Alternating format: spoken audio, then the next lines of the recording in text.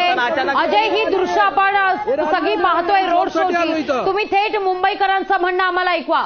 मुंबईकरांना नेमका काय वाटतंय? सर, मुझे जॉब के लिए जाना है. मैं एयरपोर्ट में जॉब के मेरा टाइम 7:30 का होता है, क्योंकि मेट्रो बंद है, यहाँ पे रिक्शा बंद है. पहले प्रशासन ने सूचना करना चाहिए था. आज मेट्रो बंद है तो हम हमारे पर्याय से हम जल्दी 5-4 बजे आके हम पैदल निकल जाते थे.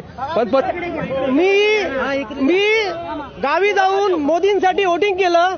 कशाला? आपल्या अच्छे दिन आने वाले आहे. आज मला ते वोटिंग समजलं चुकीच्या माणसाला केलं. कारण आज आपल्याला त्रास होतोय. माझी बायको वाट बघते घरी, माझा नवरा कधी येणार.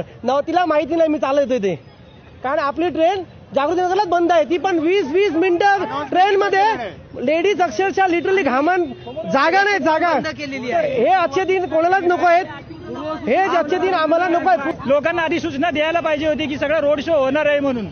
किती लोकांना मनस्ताप होते सगळ्या लोकांना इकडे. अरे तुम्हाला यायचं होतं पण सगळ्यांना सुट्टी द्यायला पाहिजे होतं. आमच्या पण लहान पोरं आहे ना, आम्ही असं चालत जाणार का? मी राहते माहुल गावला, मी येते अंधेरीला कामाला, घर कामाला येते मी इकडे. अंधेरीला यायला लागले मी राहते माहुल गावला. मोदीला वोटिंग करायचं नाही, सगळ्यांना त्रास व्हायला लागले. लोक चालत जातात. हे मोदीने विचार करायला पाहिजे की रोड शो घेऊन काय साध्य होणार आहे. हे चुकीचं आहे. तर मोदीने आम्हाला आमची पब्लिकची हालत केलेली आहे. ना मेट्रोला त्या लोकांनी इंटिमेट केलं की सकाळी मेट्रोवाल्यांनी पण केलं नाही की 6 वाजता बंद होणार आहे. आणि हे पुरा रोड पॅक करायला मेट्रोशी त्यांचा काय संबंध होता? मेट्रो ट्रेन त्यांना हे करायची काय गरज होती?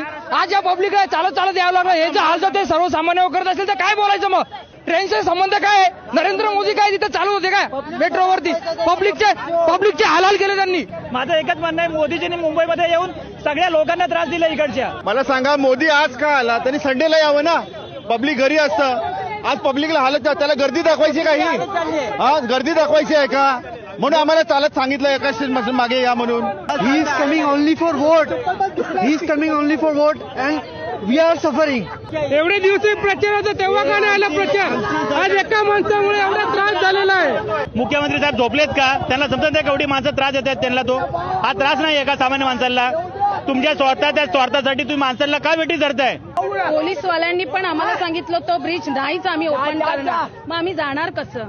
तुम्ही राहा ना ब्रिजवर उभे, आम्ही जातो सरळ. काय करा? आम्हाला नाही बघायचं त्या मोदीला. फोटो बघतोय, त्याचे फोटो लावलेत.